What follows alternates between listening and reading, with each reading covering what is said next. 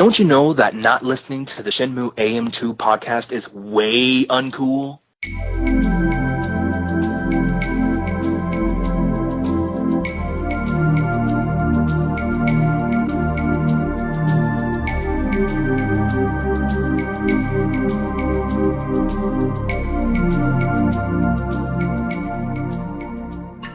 Welcome back to another episode of the Shenmue AM2 podcast. We're your hosts, Andrew and Matt. And we're here for another episode. We took a little bit of a break. We both did some renovations on our houses. But we're here. And through the magic of the internet, we're going to record 2 of these tonight. So there won't be any extended break. A little bit of Shenmue news, I guess. Pete Campbell has taken over the Shenmue dojo. By force? No, just kidding. Hostile takeover. He bought all the shares. He was offered it. The fellow that was doing it couldn't necessarily devote all the time that he wanted to it. So he put it in, I think, the most capable hands possible for the guy for the job. So congrats to Pete for that. So the Shenmue Lounge is going away? The Shenmue Lounge is closed down. Aw, I missed that neon sign. Anyone that stuck around for the very, very end, there's a nice little video clip at the very, very, very end of that video. So if you do watch it, it is archived on YouTube. Stick around till the very, very, very, very, very end. It was quite a little touching piece. I'll have to check that out. What else do we have? Oh, before we go any further, sometimes I watch you when you're not looking, Matt. Me? Yeah. I was waiting to pick up my wife today, and I saw you run through a crosswalk when you had a "Do Not Walk" sign. No, I didn't. Maybe it was flashing like it was. I don't know if I can, in good conscience, work with such a hardened criminal. I'm pretty sure it was the thing where it flashes and it's counting down. It was red, but it was flashing. Like... I can assure you it was not flashing. He slid across the hood of a car like the Dukes of Hazzard. Minus the, moonshining and racism. And, yeah. I don't know if we can... I don't feel this is a safe environment anymore. Well, I'm sorry that you're in a criminal's house. Are criminals allowed to play Shenmue? Oh, yeah. Okay, that's all that matters. Another thing, too, in one of our previous episodes, I had mentioned, or you had mentioned, I should say, that you don't think Shenmue will come out in 2018. Yeah. And I didn't necessarily disagree with you, but I hoped it would come out in 2018. I'm reneging on that. 100%. You no longer hope it comes out in 2018? I won a trip to the Canadian National Settlers of Catan Championships. I qualified. I won a tournament. And you're just a casual player, right? And I'm good. I'm real good. Oh, okay. I trade wheat for sheep. I know what's up. I know the benefits of a brick port. Do you know? Don't get any of those references? I don't get these references. Anyways, so I won a trip. It's to my understanding, Fan Expo is hosting the tournament, or it's being hosted at Fan Expo. So I'm going to get to go to that, I think, which will be pretty cool. But it pooches me for vacation. So if this game comes out in 2018, I'm not going to be able to take time off from work to play it. Well, I mean, I could break your knee or something. Yeah. I could have an accident in air quotes here. Yeah, so early 2019, like January 2nd, 100% good with that. Okay. My vacation is now allotted for. When you go to the Fan Expo, you better be sure to wear your Shenmue gear. And then see if anybody points it out, which I bet they won't. I don't have Shenmue gear that fits me. Maybe that's motivation. I got to get into into shape. Yeah, at least put a Band-Aid on your cheek. Yeah, then people will just be like, "What's your favorite Nelly album? Is it Sweat or is it Suit?" Yeah, and then I'll be like, "Oh," and people won't know what's going on, and it'll just good times. Good times. So this episode.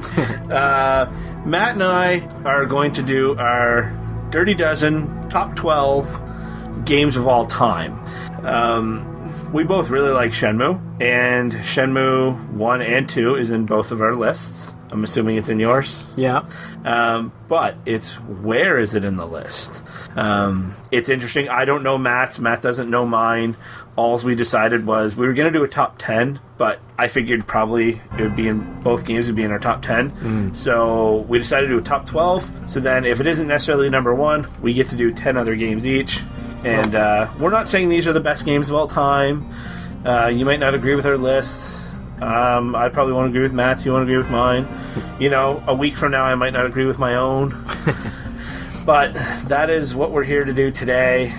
We were going to do top 10, but then we're like, well, is Shenmue 1 and 2 going to take up 2 spots on that? And then Andrew's like, let's just make it a dozen then. And then I started making my list, and I realized a lot of my favorites are like series of 2. Like, they're so close that I like Shenmue 1 and 2. Like, I like them almost as much as each other, so I combined them. So no. But I've got 1, 2, 3. I've got at least 3 others that are combined like that too. I couldn't decide, and instead of like putting 2 titles from that series, like that'd take up like 6 slots on my thing. Like he copped out, is what he's saying. It's hard. It is hard. I'll allow it because, you know what, I could have done the same thing. I chose not to because I'm a real man. Milk's perfect for a schoolboy like you. Okay, well, I can split them up if you want, but my No. My list will get more, less interesting because there will be less titles on it. No, we'll leave it as is because, you know what, I was going to do the exact same thing, and now that you did it, I am going to do it. Okay. I'm going to modify my list. All right. Let's rock, paper, scissors, see who goes first. Okay. We both picked scissors. I picked rock, he picked paper. Okay. Are we starting at the lowest? Yeah, number 12. Okay, number 12 in my favorite games of all time, as of March 28th, 2018, 6:50 p.m. Atlantic Standard Time. It could change 5 minutes from now. Number 12 is Fatal Frame 2 Crimson Butterfly. Have you ever heard of that or played it? I have not played it. I have heard of it. I know a lot of people really love the Fatal Frame series. I have not played any of them. I've really only played this one and a bit of 3, but I don't love horror games usually.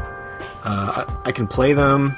I don't like being scared in a video game usually, but this game terrified the crap out of me, and I still played it and loved it. I think it was just the setting. It's you play as a character who gets like transported into the past almost, a past ghostly version of a Japanese like village. So, you know, it's like bamboo, or not bamboo, but, you know, wooden houses everywhere and sliding doors and stuff. And there's just ghosts all over the place, and you have to take their picture with the camera to defeat them. It's so spooky, and the atmosphere is really great. And, I just love that game, despite not being a huge horror game. But what console was it on? It was on a few. I played it on Xbox, the original Xbox, I think. I think it was also on PlayStation. My number 12 is a game that was released on multiple consoles, and people really kind of elevate it on 2 specific platforms. It's Resident Evil 4 for the Wii edition. It has all the bonus content, and it has those pointer controls, which take that game to 11. Not 11 spot, just 11 on the dial. Yeah. That game is so good. A lot of people think it kind of pushed the franchise in the wrong direction, and I think it was the genesis of pushing it in the wrong direction with how 5 and 6 turned out. But my God, 4 is good. I watched my brother play a lot of it, and Leon, she annoyed me. She is quite annoying.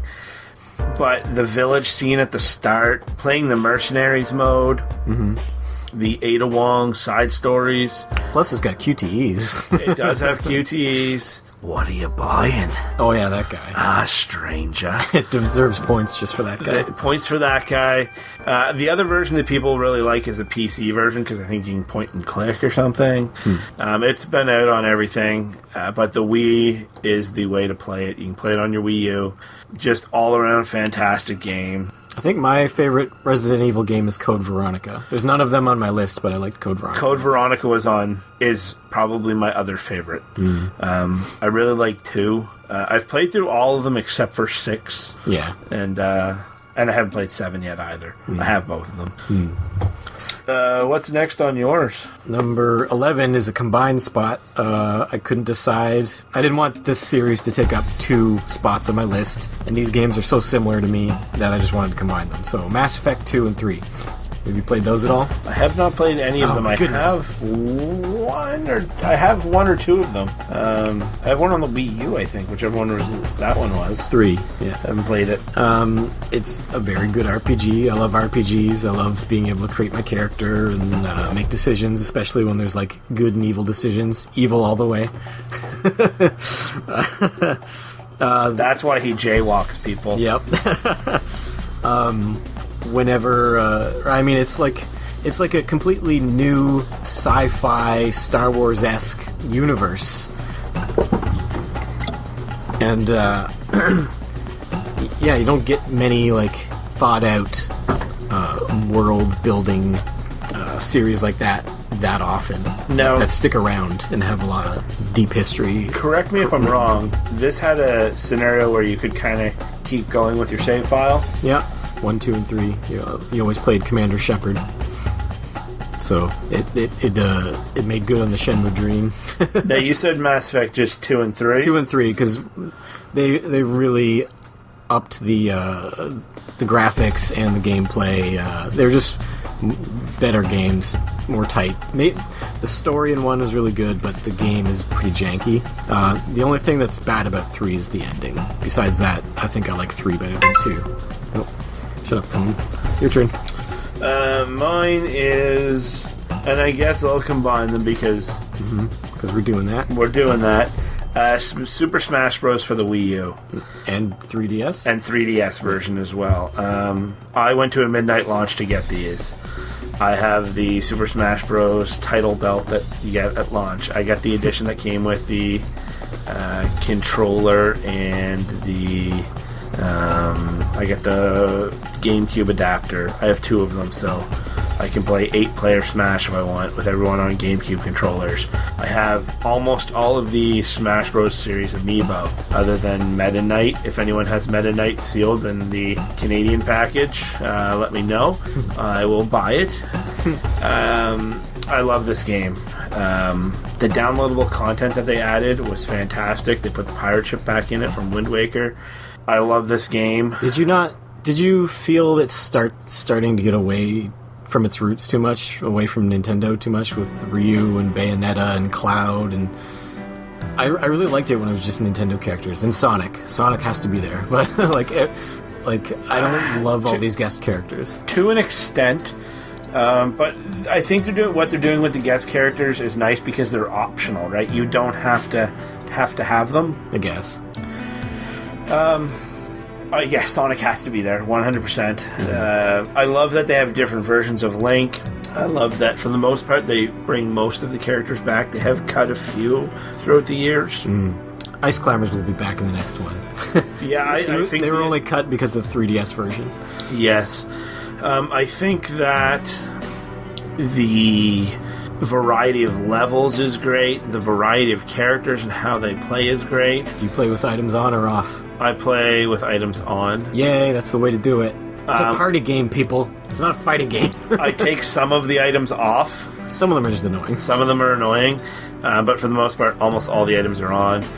I try to get as many of the figurines as possible. I love this game. When the next one gets announced and comes out, I will midnight launch it, beyond the shadow of a doubt.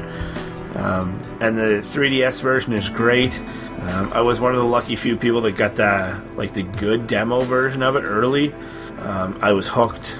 We bought 2 copies of it, so my wife and I play it when we're on trips. If we're just sitting in bed watching TV, we play it. I love these games. Yes, I love Smash Brothers too, and it was considered for my list. It didn't make it, but the Smash Brothers I liked the best was Brawl, simply because of the Subspace Emissary story mode. Oh my god, the Subspace Emissary in that, when Diddy Kong, when he drags Fox away, and then he does the same thing when they find Falco. Oh my god, The cutscenes were great. Yeah. That one cutscene sold that game for me. And I liked being able to, like, it played kind of janky and stuff, but I liked just being able to platform and side scroll with these characters. Yep. Like, everybody seems to hate on Subspace Emissary, but I really liked it. You done? Should I do my next one? Yeah, I think I'm done. I can't count how much money I've given Nintendo from that game. I bought all the DLC, all the amiibo. I mean, I was one of those crazy amiibo people when it first started. Yeah. Yeah. But no longer? Oh, I still am to an extent, but yeah, Nintendo's getting a little cash grabby with it. Yeah.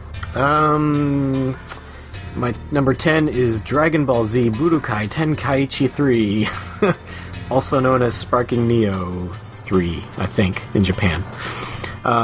That's just like the all-time greatest Dragon Ball simulator game.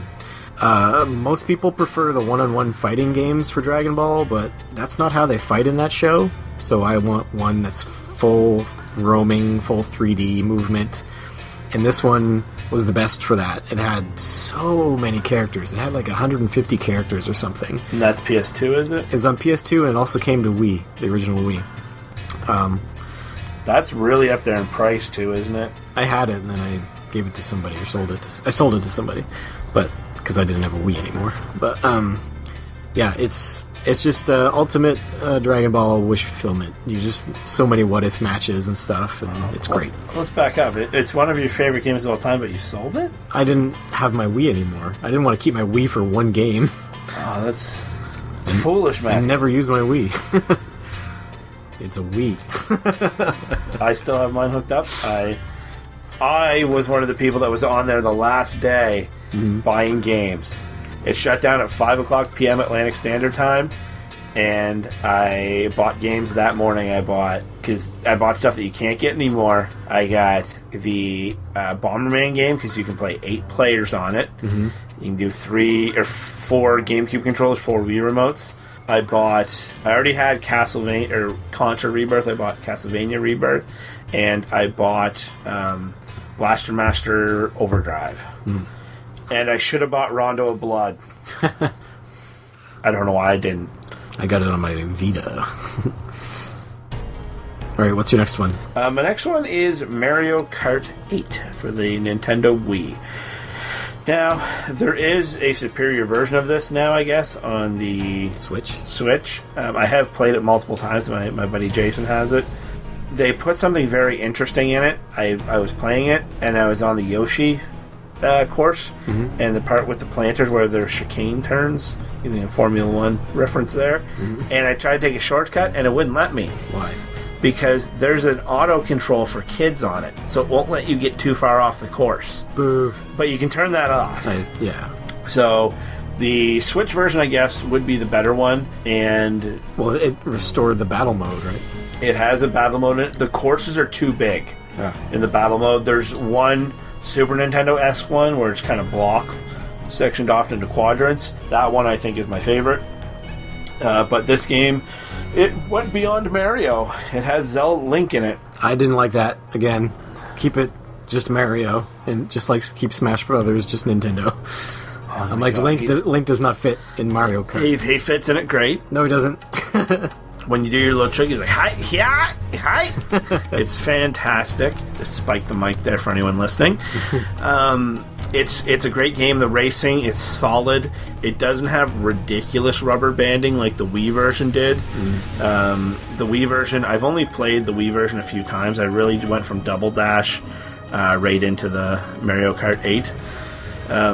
It's a really good game. Again, the Switch version puts in the battle mode, a good battle mode. The Wii U one does have it, but it's just on racetracks, which is incredibly dumb. The graphics on it are great. The racing is fun. The Switch version added a few new drivers. It added a few new items. It gives you the ability to hold 2 items at once, which is clutch. It has the auto steering thing. It has tilt controls. I think the Wii U one had, the Wii U one had tilt controls as well, and it has some speed boost thing too. If you're losing, you can kind of rubber band it. I think. What is a Spood Beast? Spood Beast. The Spood Beast lurks in the dark. Fatal Frame 2. No. I love the game. It's the online component for the Wii U still great. My wife and I play it all the time. You can customize the carts.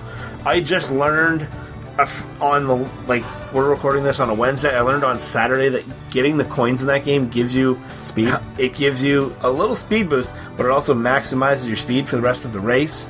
The more coins you have out of the 10 that you can get. I did not know that. That's a holdover from the original Mario Kart. So I'm going to be replaying it through that and be going from there. Yep. All around fantastic game. I put quite a few. I think I'm over 200 hours into it.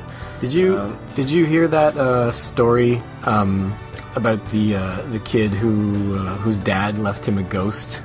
Yes. To race in Mario Kart 64, I think. It wasn't in Mario Kart 64. It was in one of the Mario Karts. It wasn't Mario Kart. Oh, it was. Well, there was a Mario Kart one where that. Is there? I think. Yeah. And he would always try to race his dad's ghost after his dad had died on the time attack or whatever, and then he would always make sure not to beat it so it doesn't get erased. Yeah, I saw it on Alpha Omega Sin on YouTube. Did a video on it, and he mentioned the kid would, if he beat it, he would stop at the finish line to let the ghost pass him. Yeah, but I don't think it was Mario Kart. But it's like a permanent way to kind of keep somebody's thoughts and actions around, because they're thinking what to do here on this turn and stuff. What's next up on yours? My number 9 is Ultra Street Fighter 4, which just the entire Street Fighter 4 series, I guess.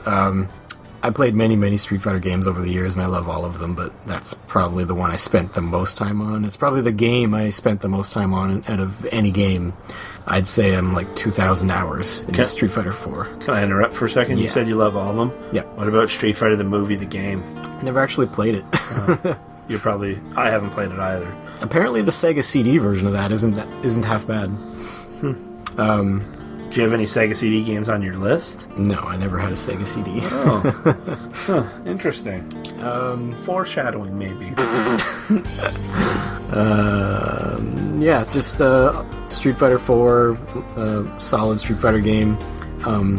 I don't like the aesthetics of it that much. I never did. They're kind of wonky, 2.5D cartoony. Yeah, but there's the grotesqueness to all the characters that I don't like. But I still played the shit out of that, and it put me into the local fighting game scene here. That I've made friends with, and we used to go for tournaments in PEI and Halifax, and they'd come here and all that. And it's still going on. I'm not a big part of the fighting game scene in the Maritimes anymore, but that's how I got into it, through Street Fighter 4. What console were you playing it on primarily? Originally it was on 360. I do have it on PS4 now. I have the 3DS version of it. Oh, I haven't played it a whole lot. Yeah, you don't have all the buttons, really. That's the game. What if I Circle Pad Pro it? That's the game that also made me learn how to play on an arcade stick. So that's how much I get into that game. Your turn. My next one, this is a game, and I don't know, it's kind of, looking back at how I made the list, I should have probably had both of these in here, and I was deciding between which one to go with. So I'm going to combine them. Sonic the Hedgehog for the Sega Genesis and Sonic CD for the Sega CD. I cannot put Sonic the Hedgehog on my best list of anything, the first game, because there's no spin dash. Therefore, you can't go fast. Go faster, faster, faster, Sonic X. I love the original Sonic the Hedgehog game. It's fantastic. I know you can't spin dash in it. It does make it a bit more of a platformer. I think the spin dash was possibly one of the worst things to happen in video games. No! Yes. Because what happens when any Sonic game gets released? It's too slow. The spin dash eliminated a lot of the expectation of platforming in that game and more ripping through courses. That's why I really like Sonic 1. Oh, there's just nothing worse than when Sonic's walking up to a slight incline of a hill and he can't do it and he falls back down. You don't do it. And then I played Sonic CD first on the Sonic Gems collection. on the GameCube, and I fell in love. I love that game. Yeah, it's supposed to be good. I have the PC version of it, and I downloaded it on PlayStation 3 as well. I'm a big fan of the Sonic the Hedgehog series, and about a week ago, I got thinking of, on IGN, Brian Altano. Mm-hmm. I'm pretty sure it was Brian Altano, when he talked about how many times he's bought the original Super Mario Brothers. Yeah. And I'm looking at how many times I've bought Sonic the Hedgehog. I have it in... I actually don't... It's kind of like my Shenmue collection. I don't have the original version. But I have it as part of the Sega 6-pack on the Genesis. I have it as part of the Sega Smash Pack on the Dreamcast. I have it as part of the different Sega Smash Pack for PC. I have it on the Sonic the Hedgehog collection on the DS. I have it as part of the Sonic Mega collection on the GameCube. Part of the Sonic Mega Collection Plus on the Xbox. I have it on the Sega Sonics, the Genesis Collection on the PS2. I have it on the Sega Genesis Collection on the PS3. And I'm going to have it on the new Sonic collection that came, or Sega Genesis collection that was announced for the PS4 and Xbox One. But do you have it on your mobile phone? I think I did at one point in time. Don't. Just don't. I know there's a version I'm missing as well. The original? Oh, no, it's unlockable in Sonic Generations. And I have it on that as well. And I think there's one more version on the PS2 that's escaping me, maybe. But I have a lot of it. That's too much Sonic. Oh, I have it on the Genesis collection on the PSP as well. And the one of the worst ports of all time when they put it on the Game Boy Advance. My God, that's an abomination. It is so bad. It is so bad. Sonic Advance was good, though. Sonic Advance 1, 2, and 3 are fantastic games, along with Sonic Rush Adventure, minus the adventure parts, and Sonic Colors on the DS. Those games are fantastic. And Sonic Generations on the 3DS is really good as well. And on the console version is great as well. I completely forgot about Sonic when I was making my list. There's a strong possibility Sonic 2 would have been on this list if I had remembered that I had played that series. I played that Sonic 2 like exclusively for months on end when I got my Dreamcast. I mean my Genesis. Were you a Genesis or SNES kid? Genesis. Yeah.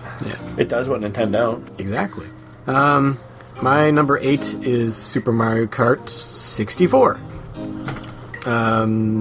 I'm sure there's better Super Mario Karts technically, but this is the one I spent the most time on, so it's the most nostalgic for me. Probably was that along with Mario 64, probably the reason I bought an N64. But Mario Kart 64 is probably the only game on that system I'd still play today. That's an outlandish statement.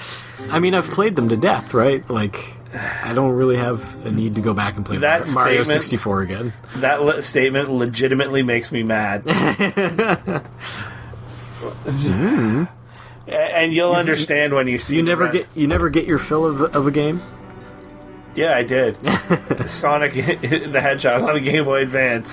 Garbage. Hot garbage. No, I mean a game you like. You never get your fill of it, and then you're like, I love that game. I'll never play it again, but I love that game. There are games that have happened, but I would go back and play. I guess I'm just too graphics oriented. Not graphics oriented. No, I'm bad person in general. No, I'm always excited for the next thing. I'm like, that looks cool. I'm like, can't wait for that. I very rarely go back, despite loving those things. They had their time. I'll play a remaster. You're crushing my soul. I just like all my gaming to be done on one console, basically. I don't like to hook up things and go back. Well, we are the exact opposite. Matt's embracing this digital age. He wants everything on one console. You look at my house, I have everything except for an Xbox One. I am like 1,000 games, and Matt has everything digital. Loves the digital. Loves the download. It's so great. Just sit down on the couch, browse through. I'm like, so many games. What do I play? All in one spot. You're the type of person that hated going to Blockbuster too, aren't you? You're just all about Netflix. No, now. I love. Oh, now, yeah. I loved Blockbuster before. All right, that was your number 8. My number 8, and I think this might be on Matt's list later.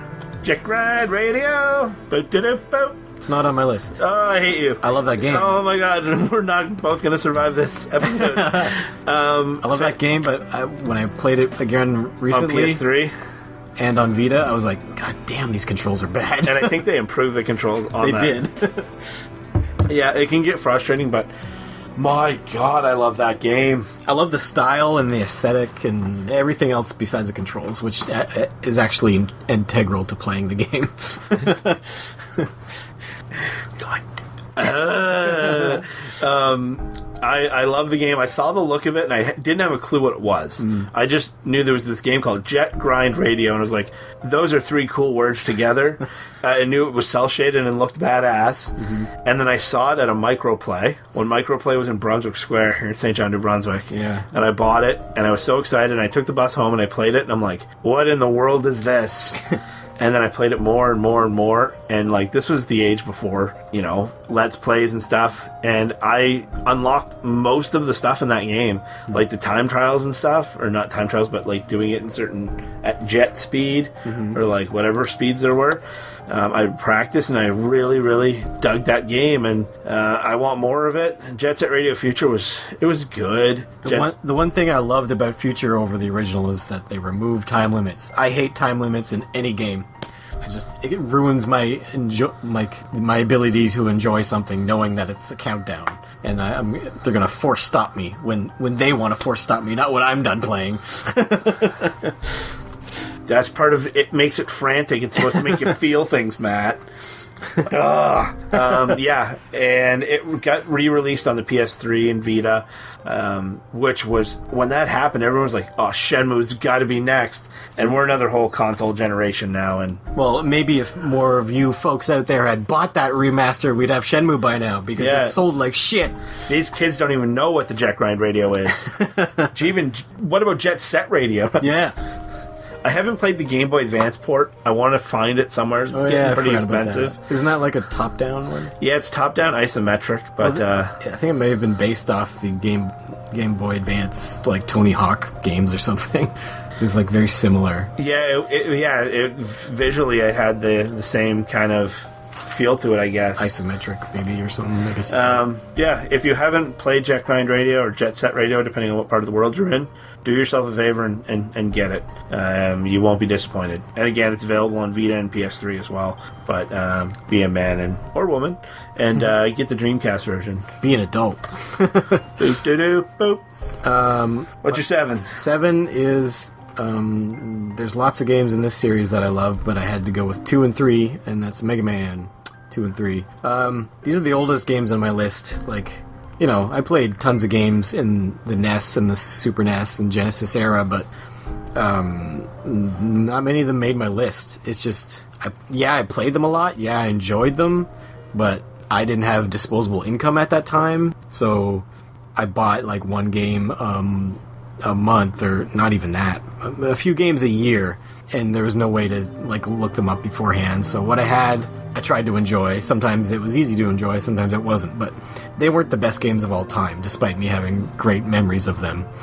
But Mega Man 2 and 3, I think, can stand on a best of all time list. I'm sure you've played all the Mega Man games. Haven't played any. Are you kidding? Staring daggers. Are you kidding me? No, I do have the Mega Man collection for the GameCube, and I think I have the Xbox or PS2 versions. Yeah. And by having not played them when I was younger, I am completely immune or unaware of the difference. Apparently, when they ported them to the PS2, Xbox, and GameCube, they switched the jump and shoot buttons. Oh. Which, when you look at reviews of it, that is everyone's hang-up. I have them from any time reading like top lists of anything. Mega Man 2 and Mega Man 3 seem to be the ones that get the love. I also love 4 a lot, but yeah, 2 and 3. I have... So you have played them, or was that a joke? No, I have not played them. Just punched Andrew in the face. My teeth. Go play them tonight. I will play them at some point in time again. I have like almost 1,000 games, and tons of them are compilations. Yeah. I'm all about those compilations. I pick them up whenever I see them. And then you never play them. And then, the back catalog is just... I could not buy another video game till I die and still not get through it. I mean, it's... Well, it's a great series, platforming at its best, and, great music. Your turn. My next one is my number 7... WWF No Mercy for the Nintendo 64, the pinnacle of wrestling games in North America, because THQ did release there was 4 THQ wrestling games for the N64 released here. We had WCW NWO versus the World, WCW NWO Revenge, WrestleMania 2000, and WWF No Mercy. WWF No Mercy is the best of, by far, them. It introduced the ladder match. You could break tables in it. It has a terrible game-breaking glitch that erases all of your progress, which is incredibly frustrating. And this was prior to anything being patchable. Apparently they did patch it and re-release the cartridges. The one I have, I thought it was one of the fixed ones. I went through the career mode and gone. The creator wrestler in it is fantastic. I absolutely love that game. They did release 2 other ones in Japan. I have both of them. I kind of have a collection of wrestling games. They all control the same. The Japanese one adds like shoot fighting and some mixed martial arts elements. And it has some Japanese wrestlers, like at the time, like Vader and stuff like that. People often consider the second Japanese one the best of the bunch. Is that the last game chronologically? I don't think it is. I think it actually, No Mercy is the last one chronologically. Oh. But it is just playing it with my cousin Brian when we were younger, making ridiculous characters, but then making serious ones as well, and just having match after match after match, ladder matches, tag team, like ladder matches, falls count anywhere. So you can go backstage in it. It was just so damn good. And when you look at top 10 wrestling games of all time, or top list wrestling games, people are in 2 camps. They're in either No Mercy / THQ games, or Here Comes the Pain. The one with Brock Lesnar on the cover for the PS2. And some people might say Fire Pro, but it's such a good game. Simple controls. Simple controls that are very intuitive. You can pick up and you can learn it really quick. And it wasn't like WWF Attitude where one suplex is up, down, left, right, BA, start. Whole Konami code just to put, someone kick someone in the shins. It was ridiculous. They simplified it and perfected it. And that's why it's my number 7. I played one of those N64 wrestling games. I can't remember which one it was, but I had lots of fun. 4 players. I mean, that's the other thing. It being on the N64, having out-of-the-box 4-player capability. Mwah! Yep. Number 6, Star Wars Knights of the Old Republic, the series. So 1 and 2. It's basically Mass Effect. It's proto Mass Effect, basically. It's, Mass Effect was made on the backs of what they did here, but this has the Star Wars license, which I care about more than the Mass Effect world. But it was in the Old Republic, which takes place thousands of years before the movies, so they could do pretty much anything they wanted. And the plot twist in that first game was crazy. That was a game where you could pick good or evil, right? Yeah. And you pick evil, of course. Yep. Jaywalking. It's just a great game. I haven't played it in a long time. I mean, if I wanted to, I could get it on my phone right now. But that's how we've come far enough in technology. We can have Xbox games on our phone. Do you support mobile games? With money, no. Good. Anything else about that one? No. My next one is probably the oldest on my list. Super Mario Bros. 3 for the NES. Raccoon Tail. Tanuki Suit. The Boot. Finding Whistles. Secrets galore. Mm-hmm. The Big World, or Giant Land, or whatever it was called. How awesome was that the first time you saw that? You know, I barely ever played that world because when I first picked up the game, somehow I already knew about all the whistles, and I always seemed to skip over it, just because of a whistle. Level 5, where you go through the map, and then you go up into the cloud map. Frog suit. Anyone that plays through the game, save the frog suits for the final level when you're going through the airship level. It makes it easier to jump between them. That's a little tip for you there. Pro tip. That game, it just so nostalgic for me. Playing it, I could play the first swimming level without seeing the television, just by hearing it. Playing it with my neighbors Katie and Joanna, my sister, my cousin Brian. All the lineage, trying to get 3 of a kind at the end. Pick a box. This flipping the spades. Get the original Mario Brothers minigame when you and Luigi both land on a stage. Yup, yeah. And that's the thing, I didn't know about that till I was at my cousin Brian's cousin Matthew's house. I was like, what are you guys playing? And they're like, oh, it's Mario 3. And what? Didn't have a clue. Coin ship. The coin ship. Unlocking that. Level 1. Have your coins as a multiple of 11. If you have 33 coins, make sure the second last number in your points is a 3. And then make sure you hit the box at the end on an even number that is not 0. And you will unlock the coin ship. There's just so many great secrets to that game. Yeah. And they put them early enough on, so if you want to skip it, you can. You can go to the end if you have a couple whistles. Just brilliant platforming. Now, I like that series too. It's not on my list. If any Mario Brothers for the NES was going to get on my list, it'd probably be 2. What did you think of 2? You don't like it? Doki Doki Panic's not a bad game. I like it. I liked it too. I think... No, we had 2 before. Did we have 2 before we had 3? I can't remember when I was younger, but I had all of them, and 2 was too weird for me. I liked it. It was weird and creepy, and it had this sinister vibe, It did. Something that I thought was really cool with 2 was picking up enemies and throwing them at other enemies. That was awesome. Have you ever played the real Mario 2? You mean Doki Doki Panic?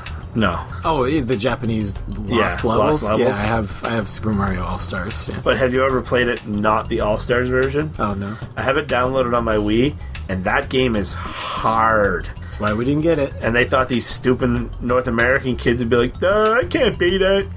So we get Doki Doki Panic. But it is hard, and Mario and Luigi are different in that game, too. Oh, yeah? Luigi can jump a bit further, but he's slippery. So they carried that on into all the other games after that, Yeah. including US Mario 2. But, yeah, Mario 3, fantastic. Did they...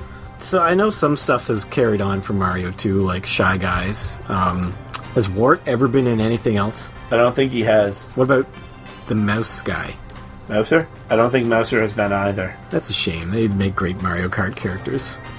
Oh, yeah. Or, sorry, I meant Smash Brothers, but Mario Kart 2. It's strange they would take Shy Guy from that, and I think the little Ninja Starman they have too, but and not anything else. And Birdo's been in stuff. Yeah. Phantos Key. Yeah. If you want to have a laugh, look up Batman Steals Phantos Key. Have you ever seen it? Oh, is that the one where they... It's a terrible day to get rid of a bomb. Yeah, that thing, yeah. Number 5. For me, it's probably my most played Dreamcast game. Yes, over Shenmue. Phantasy Star Online. I'll say Blue Burst for the PC just because it's the best version of that game, but I played it the most on the original Dreamcast. So that's where my memories lie, but if you gave me a choice, I'd play Blue Burst on my PC for all the extra content and better graphics. But did you play that at all? I think I've asked you this before. I owned 1 or 2 versions of it. I never played it online. I just kind of messed around with it. It's never played it serious. It was a little too weird for me. It's not worth playing by yourself. And that's why I loved it. It was my first online experience, really. Dial-up 56K modem. Worked fine. Rarely any lag, for me at least, on my 56K modem. I would just stay up at night after everyone was in bed, so I wouldn't be tying up the phone. I would just play that. Like it was at a time in my life where I just graduated high school and I was waiting to go to college, and I had a job pumping gas for about 10 months. And during that 10 months, I just played Phantasy Star Online every day for hours and hours and made lots of friends. And the gameplay itself was really simplistic, but it's really satisfying.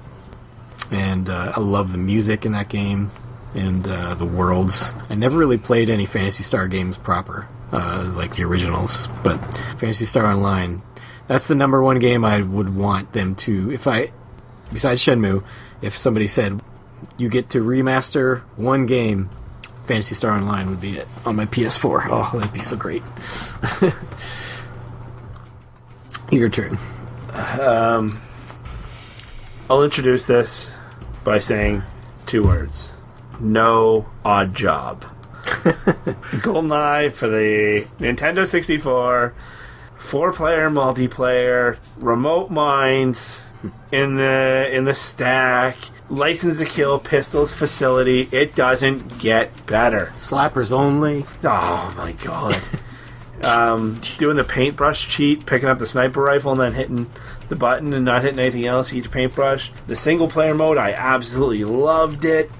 I remember as a kid, again, pre-internet days, unlocking all of the cheats, and the last one I had to do was the damn facility on 007 Agent, the hardest level, and you had to do it in 2 minutes and 5 seconds. But the problem with it is, finding Dr. Doak was random, so you could have the best run possible, and then you go and he's not there, and you just have to hit the freaking pause button, exit, and restart it.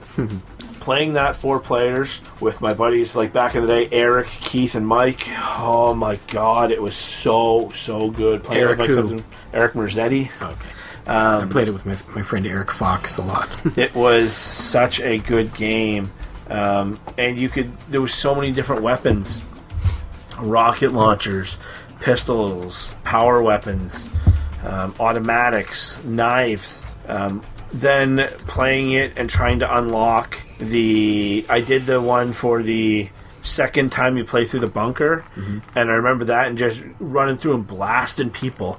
And then in university I was trying to beat it on the hardest level to unlock everything, and I watched a Let's Play, and all you do is use the knives. You just go in, you knife people, wait till they come by a door, open the door, knife them, pick up the knife, move on to the next guy. It was so methodical. I absolutely love this game. I had lots of memories of playing that too, but I don't know if that's one of my favorites of all time. Oh my god. I mean, did you play Perfect Dark and Time Splitters? I did. I bought Perfect Dark. I played it once and absolutely hated it. And Really? my cousin Brian, he's like, this doesn't look like a bad game. And I watched him play through the whole thing. I don't have any memories of it. I did repurchase it. I do have an expansion pack, and I do have the Xbox 360 version of it or whatever. And I will look at it at some point in the future, but It's got a really great multiplayer mode that I've never seen anyone else use, and I have no idea why. It was super fun. It was one person goes through the game like normal, and the other person, they jump into the body of a random NPC in the level. You know about that mode? yeah. Yeah, like, that's so ingenious, and like, so they have the health of like a random NPC. Like, the player can kill them in 1 or 2 shots, but they're much more hard to kill, and they don't just like wait for the player to come. Or you could pretend you're an NPC and wait for the player to come and get the drop on them and spin around real quick and shoot them, but I don't know why no one else has done that mode. It was really good. It was, I don't know, there was something about it that just was different. And the fact that GoldenEye was a licensed product, would you say it's the greatest licensed product of all time? For, like... I'd have to think about that. Well, No, I guess Dragon Ball Z. Dragon Ball Z and Star Wars games are usually pretty good. Yeah. And playing then Tomorrow Never Dies gets announced for the PlayStation 1 and be like, oh my god, I'll need to get a multi-tap for, like, my buddy will have to get a multi-tap, and it just being a garbage game. And then The World Is Not Enough for the N64 did have pretty good multiplayer, but it wasn't GoldenEye. But it had bots. GoldenEye should have had bots, so you could play it multiplayer by yourself, or play 2-on-2 with a friend. The single-player campaign, fantastic. Lots of unlockables. Button cheat code. I remember that game was out forever before people figured out that there was button cheat codes. I remember seeing it on the cover of an issue of Nintendo Power in Walmart and buying the issue immediately and couldn't wait to get home to play it. Rumble packs. So good. What's your number 4? Number 4 is Life is Strange, the series. So, the series so far. The first game, and then Before the Storm, the prequel. I've heard the prequel's fantastic. It is. It's kind of like Knights of the Old Republic 2's sequel game, where it's not the same company, and it doesn't have any right to be as good as it is. But it's Life is Strange, the prequel, is really, really fun. It's really... I'd say the writing is better in this prequel game, in the new one, but the gameplay is better in the first game. There's time travel powers in the first one, and puzzles and stuff, and there's none of that in the newer one. The newer one's just slice of life, kind of dramatic game. And that's part of the reason I love it, is just I love games that are set in a believable world, even though I love fantasy worlds too. I'm just really fascinated by something that's just takes place in a setting that appears similar to the one we live in. So just living out these drama of a high school girl is not something I ever did in real life, but I can relate. Isn't somewhat. it though? I can relate somewhat. And just the setting in Oregon where that game takes place, and the fantastic soundtrack of it, just the emotional feels of everything that happens, the decisions you can make.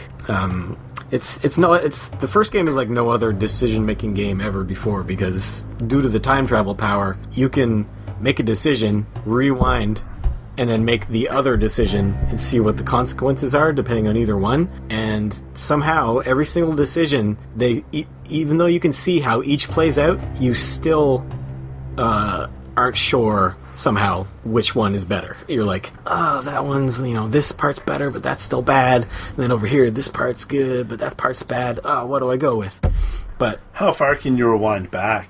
I think just to the last major decision. I think that's a neat concept, though, because it lets you see the fork in the road and go down both, and then choose one. Yeah, it's really neat. It's really well I done. have it, the first one. I find it really janky. Yeah, it's kind of janky. And I want to like it because you've recommended it so strongly to me, and I really want to like it because, again, it's a real world setting, like Shenmue, yeah. And I do like those types of games. I have to give it another try. Do it. Try it one more time. And it doesn't take long to get through. Each episode's like 2.5 hours. Just do one. I just did one every night, basically. That's how kind of my wife and I play the Telltale games. Yeah, it's the same thing. Yeah. All right, what's your next one? Streets of Rage 2 for the Sega Genesis. I considered putting that somewhere. In your Genesis? Again, playing this with my cousin Brian. This was one of the original Genesis games. So when my mom bought me my Sega Genesis for Christmas, it came with Ren and Stimpy Presents Stimpy's Invention, Streets of Rage 2, and Rocket Knight Adventures. My mom knew nothing about Sega Genesis games, but man, she picked them. Streets of Rage 2, I was always Max, my cousin Brian was always Axel, and the soundtrack in that game, one of, if not the best of the 16-bit era. Yuzo Koshiro, fantastic. Went on to work on Shenmue. He did. The story in that game is great without having to really know the story. That first cinematic before you hit the start button gives you the feels. I'm getting goosebumps talking about it right now. Standard beat 'em up. White t-shirt, blue jeans hero, weapons, there's a girl, there's another guy, there's an elevator level, it's a, bad corporate boss, there's a robot level, there's conveyor belts, like, it is formulaic, but my god, it is perfection. So you like it better than Double Dragon, Battletoads, Golden Axe, Ninja Turtles? So, didn't play Battletoads. Did play Golden Axe. I like it more than Golden Axe. Golden Axe is a great game. I played a little bit of the Double Dragons on the NES. I recently picked up a repro of Hyperstone Heist, and I have Turtles in Time as well. They're fantastic games. Turtles in Time is great. Hyperstone Heist is great. Streets of Rage 2, in my opinion, is better. I love Streets of Rage as well. All three of them. But if I was going to put a beat 'em up on my list, I was leaning towards River City Ransom. Did you play that? No. Because it's really, really fun. It's got RPG elements to it, in addition to the side-scrolling beat 'em up. But the beat 'em up portion is just there's more to do. You can have more fun with physics and stuff in River City Ransom. You can pick dudes up and throw them at other dudes. You can like run and kick a tire and it'll fly across the stage and hit a guy, and he'll say barf and he'll drop all his change. Yeah, that's what I was going to put on my list if I had put a beat 'em up on there. Beating Streets of Rage 2 for the first time and hearing that ending theme and the cinematic of that when you're saving Skate's brother Adam. Oh, man. And competing with my cousin to see who could get more kills. There was bosses where it was my job or his job. He was always Axel. When you faced Jet at the end of level 2, I got out of the way. When you face a Babadid or whatever his name is at the bottom of the elevator in the baseball stadium, that was my fight. The guy at the end of the first level, the kickboxer guy, the bartender, if you do Max's roll move, he'll keep blocking and his health just drops. The same thing with Zomza, the guy in the foggy inside green level thing at the end. You can do the same with him. There was fights that were mine, there were fights that were my cousins. We were always good at not hitting each other. I think in a co-op beat 'em up, I love friendly fire. I love that it can happen. It adds more realism to it. But that game... Was it the first game or the second game where if you got to the end, the first one, you could choose? You could choose to join the bad guy, and then you'd have to fight your friend to the death. So, when I was younger, I didn't have Streets of Rage 3. But my mom bought me the Saga 6-pack, and it had Streets of Rage 1 on it. And Brian and I, my cousin, we were like, oh my god, it's another Streets of Rage game. We played it, and the graphics weren't quite as good. There was better double team moves. I didn't like the whole special with the cop car coming up as much. The choice at the end, we always chose to, go together, and mistakenly I picked the wrong one time. And I beat him. And then the game ended. And then I got the bad ending. It shows me sitting on the throne, and I just felt like a king. See, it's good being evil sometimes. It's fun. So, this happened last night. I'm glad we can talk about this. I was talking to my cousin Brian. I was at his house, and I mentioned that because we had both talked about getting PlayStation Plus so we can play A Way Out. If he doesn't want to, you and I should play that together. Yeah. So I might get PlayStation Plus. And we talked about that new Sonic Genesis collection that's coming out for PS4. And he asked me if Streets of Rage was on. I said, yeah. He's like, oh, I might pick it up. He's like, you can come over and play it. And I said, it's online. And the look on his face was like when we first discovered that the Saga 6-pack had Streets of Rage 1 on it. It was childlike. And I was just like, we're doing this. Like, you mean we don't have to hang out with each other? The decision was made there in the shed that we're playing this online together. It's not an option. I already have mine pre-ordered, paid for, I think. And you can play right to left as well. You can flip the game to add new things. Streets of Rage 2 is another game that I own quite a few times. Yeah, I own it multiple times too. That's why I don't know if I'll buy this new collection or not. I own most of those games multiple times. Toe Jam and Earl's on it, and both of them, and Gunstar Heroes is on it apparently. I haven't played any of those. That's reason enough for me to pick it up. Can we just say how awesome Saga's doing right now? Releasing old games and nothing new. Sonic Mega Collection Plus, or Sonic Mania Plus, getting a physical edition with bonus content. Yeah, they're giving away the bonus content for free. Anyone that's already purchased the game. But it's still just this Genesis more Sonic. This Genesis collection old coming games out. Yakuza 2 officially getting Yakuza Kiwami 2 getting announced for the West. Yakuza 6 that's cool. Coming out. They're making strides. They're heading in the right direction. They need a new IP. No, they don't. They need Shenmue HD. Shenmue HD. What's your number 3? Is a game originally was gonna refuse to play. My brother thought it was so cool looking, and I was just like all defiant. I was like, that looks dumb. And then I can't remember how I ended up getting it, but I was like, I don't really want to play it. Mel, you play it. And then she played it, for about 5 minutes, then she got scared and handed me the controller, and then I took over, and I beat the whole thing, and I loved it, and now it's on my number 3. That game is Alan Wake. Have you ever played that? No. Xbox 360? Yeah, and PC. It runs and looks way better on PC. The trees sway on PC. But, like, that's a big thing for me because one of the reasons I love this game is, again, the real-life kind of setting. It's, like, in the woods in the Pacific Northwest. It's very Twin Peaks-esque. It's got lots of references to Twin Peaks, actually. And again, I said I don't like horror games. This one's billed as a horror game. It's not scary at all. These guys come at you. It's nighttime. They're covered in shadows. You have to use your flashlight to get the shadow off them before you can kill them. Otherwise, they're invincible. But it's not scary. I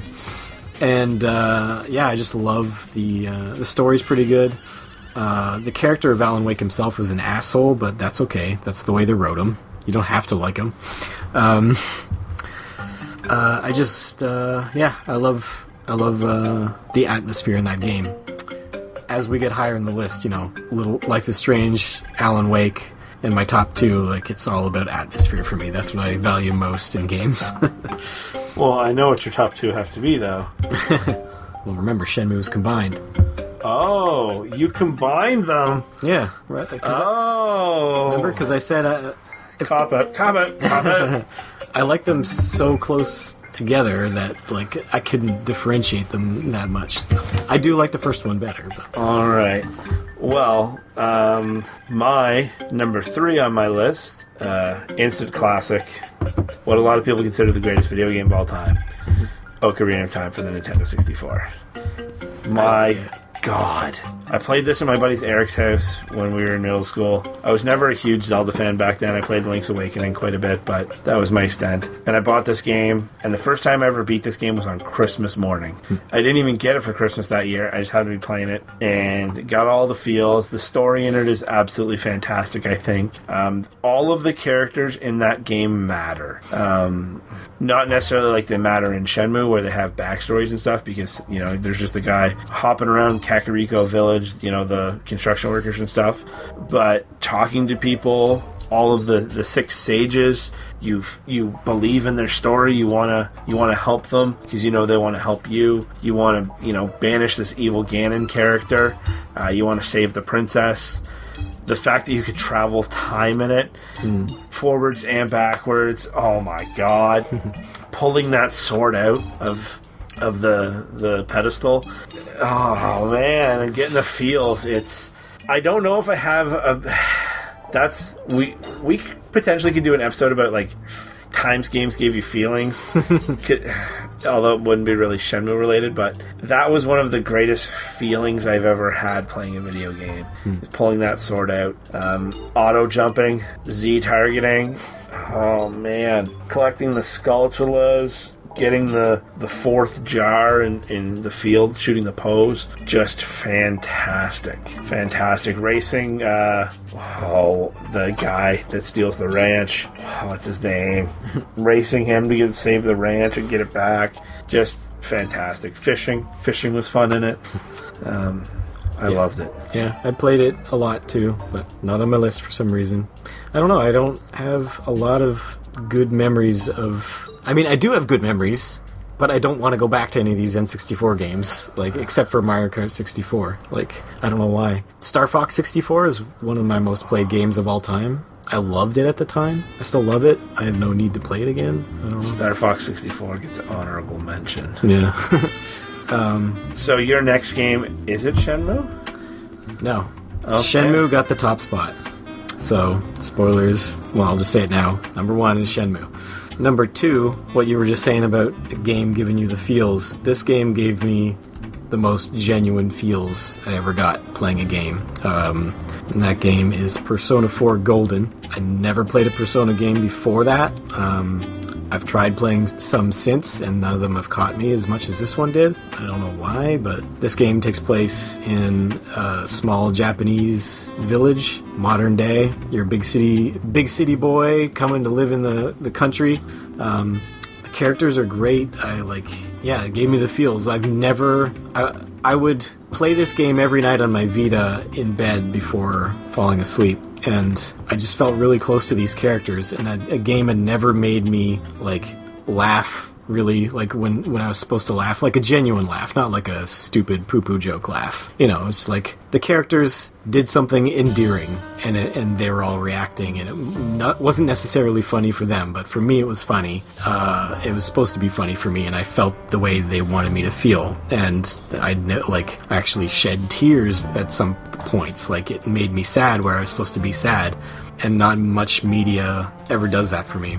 I don't understand. I don't know how to convey why Persona 4 was able to do this. Just that the writing and the story was great, and the atmosphere was great. The music's great. The RPG battle system's pretty fun. Yeah, I don't know. Do you have anything on Persona? I've never played a Persona game. Yeah, I would say the purchase of my Vita was worth it for that one game. I have many more games on my Vita, and I love my Vita, but if I had only ever bought Persona 4 Golden, and that was the only experience I had on my Vita, I would have been fine with that. I would say Shenmue did that for me for the Dreamcast. I would say Ocarina of Time did that to me for the N64. I would say Shenmue 2 did that for me for the original Xbox. For, like, if that was the only game I ever played on that console, I'd have been fine. I would say New Super Mario Bros. Would have done it for me for the DS. For the Wii, I don't know what would be. Yeah, I don't know for that one. For the Wii U, it would be Smash Bros. Or Mario Kart. Both of them. Killer apps all. So, Shenmue 2 would have been my number 2, and Shenmue 1 would have been my number 1. I don't think we necessarily need to We've into those. Said why we like them before. Yeah. What were some honorable mentions that you had to cut? Oh, jeez. Let's see. Saints Row 2, Grand Theft Auto Vice City, Battlefield 1943, River City Rampage, / Scott Pilgrim vs. the World. They're both very similar. Scott Pilgrim vs. the World is like total ripoff of River City Rampage. Star Wars Battlefront 2, the old one, not the new one. Mortal Kombat 2009. I love what they did with the story in that game, taking the original games and completely rewriting them, and then having you play through them again, but everything's different. Skyrim in VR specifically, Marvel vs. Capcom 2, Pokemon Y. I couldn't decide on which Pokemon game, so I just put the most recent one. Smash Brothers Brawl. Yeah, that's everything I had, everything I was considering. And Sonic 2 would be on there if I had remembered. My honorable mentions would be Star Fox 64, Mario Kart Double Dash, Mario Kart DS. What else would I say? Journey. I've only ever played through Journey once. It was one of the most amazing video game experiences I've had. The Last of Us gave me some feels. I meant to consider that one too. Wario on the Virtual Boy. There was something about that game as a Mario game that I absolutely loved. Sega Tennis 2K2 for the Dreamcast. That's the longest I've ever sat and played a video game. I think I played it 18 hours in a row at one point in time. And it's a tennis game. A tennis game. Yeah. I have Virtua Tennis as well. Virtua Tennis, I've purchased that within the past year. It's good. 2K2 is a little bit better. What other? Streets of Rage 1, Golden Axe, Dungeons and Dragons Warriors of the Eternal Sun for the Genesis. Contra 4 for the DS is a fantastic game. Compilation too, it has the first two on it. Contra and Super C. A lot of people don't know that. I don't know what else. There's lots of stuff. If I thought Sonic about Mania. I would put Sonic Mania up there with top Sonic games of all time. Yeah, I still haven't played it. Play it. It's I couldn't recommend that game enough. Sonic Adventure for the Dreamcast too. I put a ton of hours into that. Breath of the Wild. My God, huge. Too new for me to consider how I really am hooked on it. Yeah. Superman 64, Carmageddon. I I legitimately like Carmageddon. It was on my phone. Remember when I said both of us might not make it in the podcast? Yeah, so you can, I think, let us know what your favorite games are. We've droned on for quite some time on this. So you can catch us on the social medias. We're Shenmue AM2 Pod on Twitter, youtube.com/Shenmue AM2 Podcast. We're on Facebook, group and a page. Shenmue AM2 Podcast at gmail.com if you ever want to email us, thoughts, concerns, complaints, threats, ideas for show topics. We'd love to hear those. We still have, some guests that we're going to have on the show lined up. A few more episodes, and we're going to be doing this till we get a third one, and then some. Yeah, cool. All right, who's our sponsor this week? Our sponsor is a legitimate business. It's Nagai Industries. I love what they do. Me too. And Nagai Industries is great, and there's definitely not someone cocking a gun at us. Yeah, and they definitely didn't say that we were going to hang out with Mark's brother if we didn't read this copy. I don't know what that means, Matt. Me neither. I'm sure it's fine. Bye.